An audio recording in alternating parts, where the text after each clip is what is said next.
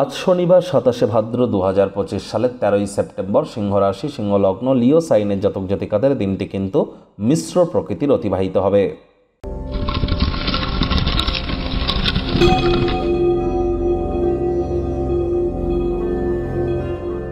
ভিডিওটির শুরুতে স্ক্রিনে আপনারা দেখতে পাচ্ছেন শনি মহারাজের প্রণাম মন্ত্র।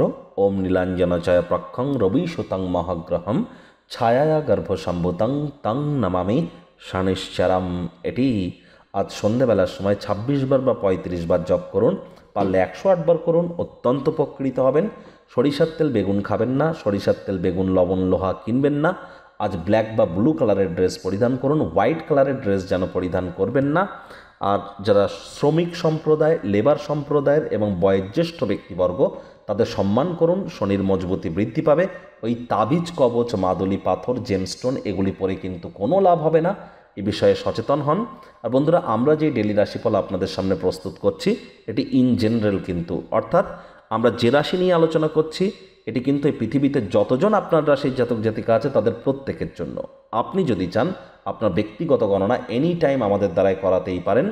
অবশ্যই আমাদের চ্যানেলে যান, গিয়ে আপনারা যোগাযোগ করুন, সেখান থেকে হোয়াটসঅ্যাপ নাম্বারও আপনারা পেয়ে যাবেন, আপনারা যোগাযোগ করতেই পারেন।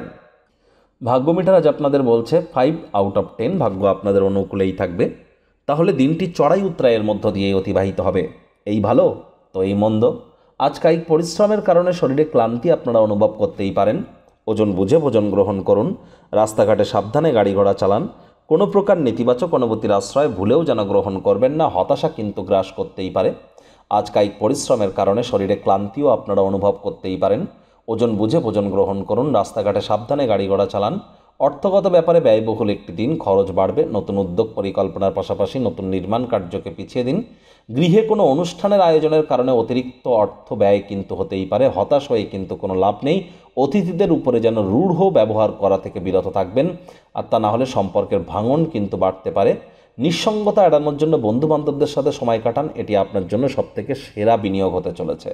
চাকরিজীবী যারা আছেন তাদের অফিসের পরিবেশ এক প্রকার ঠিকঠাক, তৎসত্ত্বেও বলবো কম কথা বলে কাজ বেশি করুন। রাজনীতিবিদ যারা আছেন জনসংযোগ বৃদ্ধি করুন, সমাজে পপুলারিটিও বাড়বে।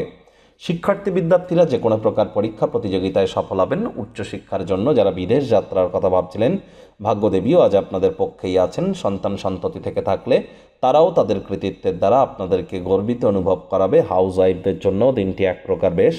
প্রেমিক প্রেমিকা, স্বামী স্ত্রী উভয়ের ক্ষেত্রেই বলবো ফুল ফুটুক আর না ফুটুক, আজ আপনাদের প্রেমের বাগানে বসন্ত। দিনটিকে যতটা সম্ভব রোম্যান্টিক করে তোলা যায় সেই প্রচেষ্টাই আপনাদের করা উচিত। অবিবাহিতদের বিবাহের যোগ পরিলক্ষিত হচ্ছে।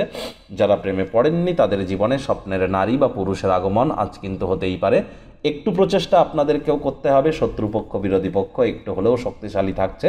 পরিবার পরিজনদের উপর জোর করে নিজের মতামতকে জাহির করবেন না। অবসরকালীন সময়ে বই, ম্যাগাজিন, সাহিত্য বা ইন্টারনেট অফ থিংসের মধ্যে দিয়ে কোয়ালিটি টাইম পাস করুন।